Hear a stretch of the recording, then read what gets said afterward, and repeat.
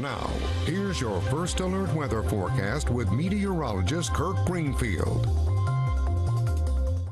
Well, as expected, the severe thunderstorm warnings have been advanced to the east into the mid-Ohio Valley, and we'll look at that in just a moment. Right now, let's take a look at the Parkersburg Highmark Skycam. 78 degrees. It feels like 80 still. Relative humidity 74%, and the wind's barely moving out of the south at about 3 miles per hour ahead of this situation. You can see pretty clearly the line here as the temperatures drop off from the 70s down into the 60s, where the storms have already swept through. We're about 6 degrees warmer than we were last night at the same time. And again, this is a very good depiction of where that line falls. As you can see, the temperatures drop off, and even Athens will cool off.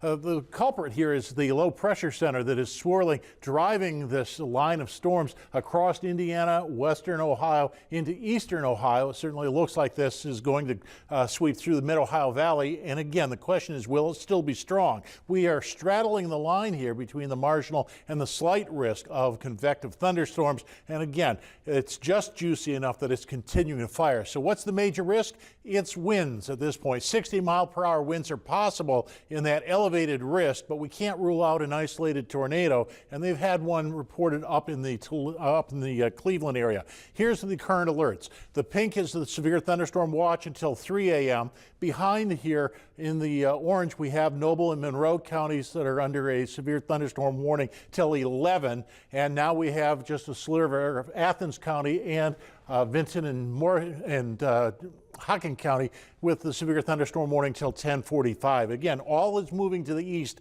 at about 40 miles per hour. Brief torrential downpour, some vivid lightning that'll make a great display on the western horizon to watch. But as we get into Thursday, things will be a little bit more quiet until the afternoon, when we still get some percolation of those storms. And then things start to clear out and become more clear as we get into Friday.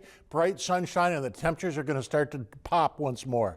So the next first alert weather days appear to be Sunday through Tuesday, with a heat index of 100 possible, as the mercury will be in the mid to upper 90s. Overnight lows will only be into the 70s, so you must make plans now for how to deal with that this coming weekend and next week. 69 for the overnight low, rain and storms. It's warm and humid. That's what they're feeding on. Tomorrow, 79 for the high temperature, another day of storms, and gusty winds are possible with those storms.